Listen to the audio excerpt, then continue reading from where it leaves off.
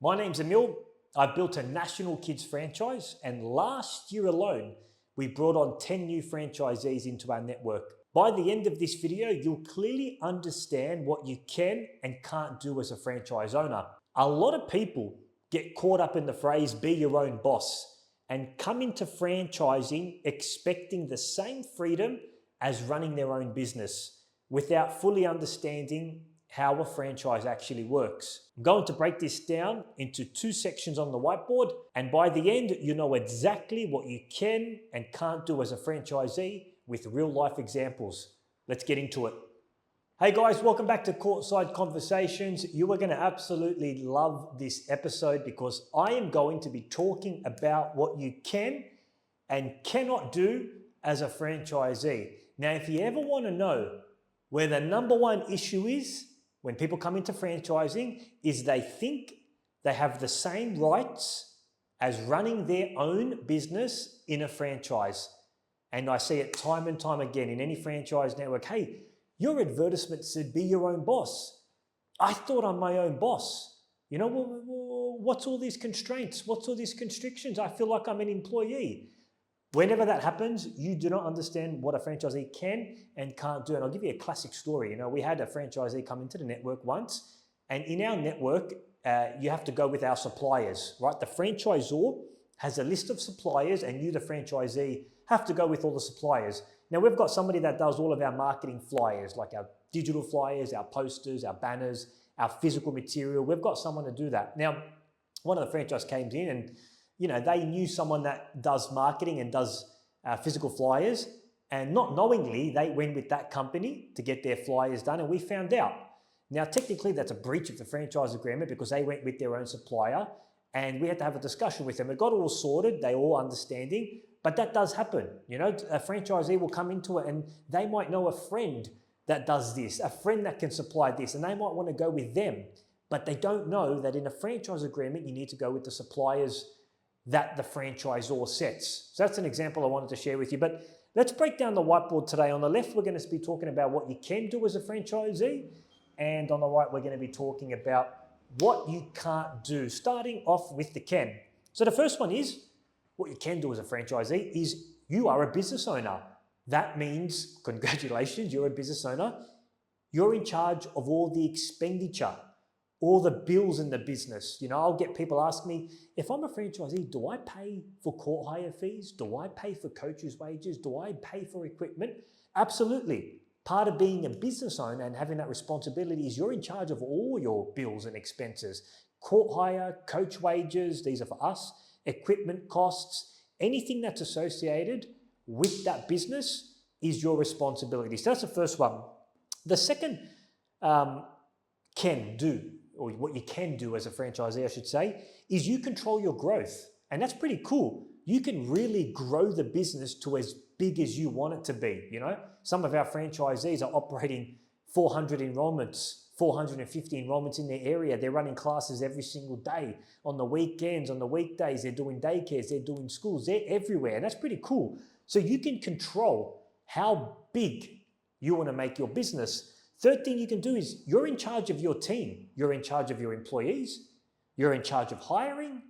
You're in charge of making sure that you're, meeting the demands of the Australian law, paying the superannuation. All of those responsibilities fall under you as a franchisee. Now, when I talk about building team in our franchise, the franchisee is allowed to hire their own coaches. Now, obviously, we have a standard of what we look for in our coaches, and they've got to follow that standard.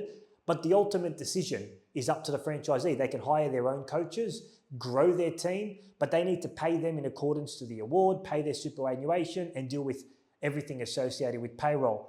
So that's what you can do as a franchisee. The other thing you can do is you can control your marketing. Now I want to put a little bit of an asterisk here, but you can control your marketing as a franchisee.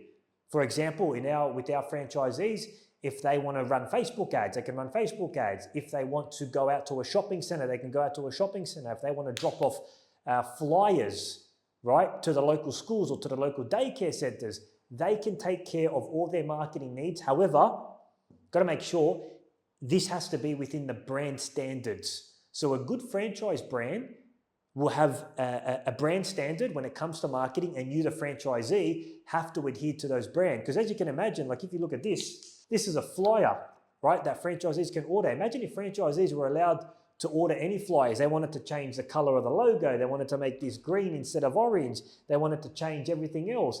Then you're going to have what's called a mixed shop, all different franchisees ordering different colors, different brands, and the brand's going to be diluted. So you got to make sure that with marketing, it adheres to the brand standards set by the franchisor. The other thing that you can control is the effort. Hey, you want to work 1 hour in your business? Work 1 hour that day. You want to work 1 hour the whole week? Work 1 hour the whole week. You want to go hard and you want to work 24 hours, or do 12-hour days in the business? You can do that, right? But you ultimately control the effort that you put into the franchise. I love this. You create value to your community, and I think that doesn't get talked enough. As a business operator, you can create value to the marketplace. Imagine you're running a Little Boomers basketball franchise. You've got 300-400 enrollments in your area. You're servicing schools. You're servicing daycares. You're running basketball parties for kids. You're doing school holiday camps, keeping kids active during the break. Look at all that value that you're adding to the community. And you know what the great thing is? If and when you go to sell your franchise, right, if you've built up a lot of value and a lot of goodwill, you can demand a higher sale price when it comes time to sell your business. And I think that's pretty cool, being able to create value to the marketplace. And the other thing you can do is you can ask for support. The whole purpose of why people come into a franchise and don't start on their own is support. There's a network. Go to Bob for marketing, go to Bill for operations, for anything payroll, go to Jane. There's a support network behind you that you, the franchisee, can leverage, right?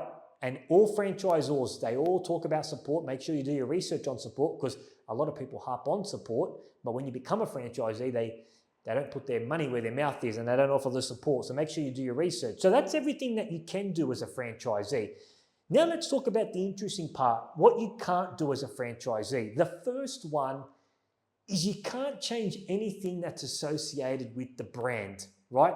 Going back to this example, this is a branded Little Boomers Basketball A5 flyer. This is available on what's called our Pro Shop. Franchisees have access to the Pro Shop. They don't need to create these. We've got templates for all of our marketing flyers, all of our banners. They go to the Pro Shop and they place an order for what they need. But you can't change anything with the brand. You can't change the logo. You can't change the slogans, the services they offer. Anything that's associated with the brand cannot be changed. And sometimes franchisees will come into the network with an entrepreneur mindset and want to change things. I don't like this brand color logo. I don't like this slogan. I don't like this. I want to change that. You can't do it. And if that's a problem for you, totally fine. It's best you start your own business and you don't join a franchise, because you'll butt heads a lot with the franchise and head office if you come in wanting to change anything associated with the brand. The next thing is pricing. Now, when it comes to pricing, I'll talk about us and then I'll talk about everybody else. In most franchise networks, you can't change pricing. Pricing is set at the head office level. With us, all of our programs and services are set at the head office level. And we do that because if we left that to the decision to the franchisees, then everybody would just be undercutting, right?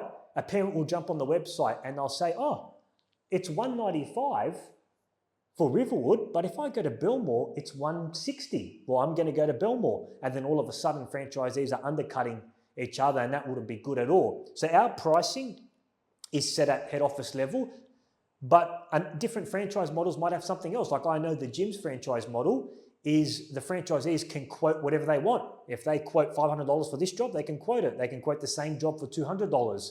So it's up to the franchisees to set their own pricing. But with us, our pricing is set at the head office level so that we don't have franchisees competing with each other.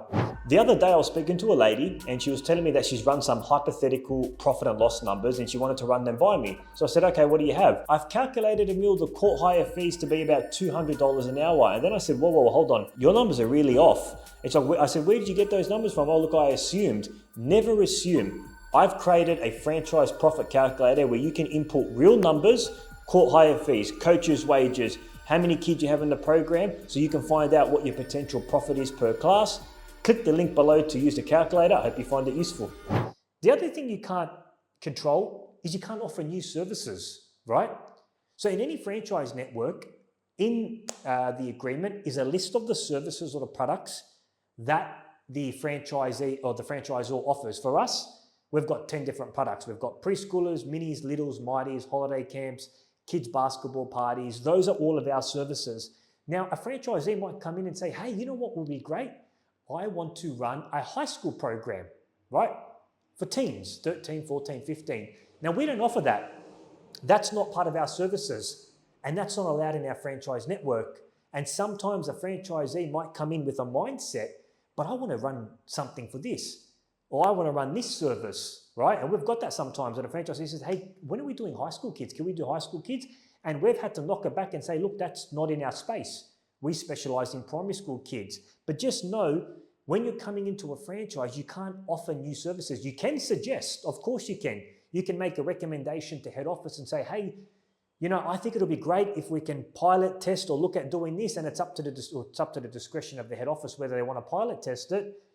But they might say no, but you can't offer new services. The other thing is you can't drop the standards that are set by the franchisor. So in the franchise agreement, the franchisor goes over the operating standards. What are the standards in the business model?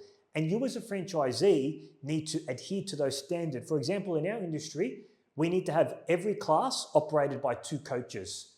2 coaches for every single class that you operate in. Now you might want to say, oh, I don't want 2 coaches. I just want to cut my costs. I want to do 1 coach. And that's a breach of the franchise agreement because you have just lowered standards.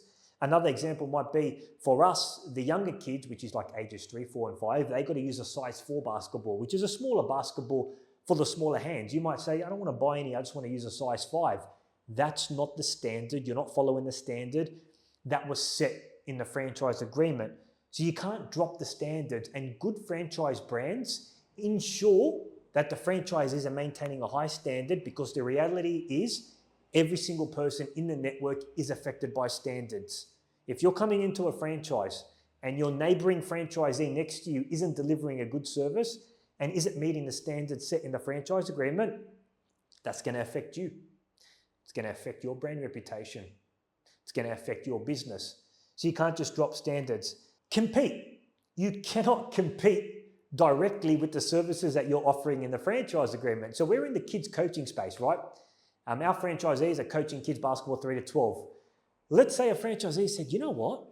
I want to run my own basketball program on the side, call it a private one-on-one session. And any kid that maybe doesn't want to do Little Boomers basketball, is finished from Little Boomers basketball, I'm going to offer them our private basketball club, my own business. You are competing directly with the franchisor, and that's a breach of the franchise agreement, right? So a lot of franchise brands won't let you operate another business if it's similar or cross-similar to the existing franchise, because it's a conflict of interest, obviously. Okay, I love this one. Your way.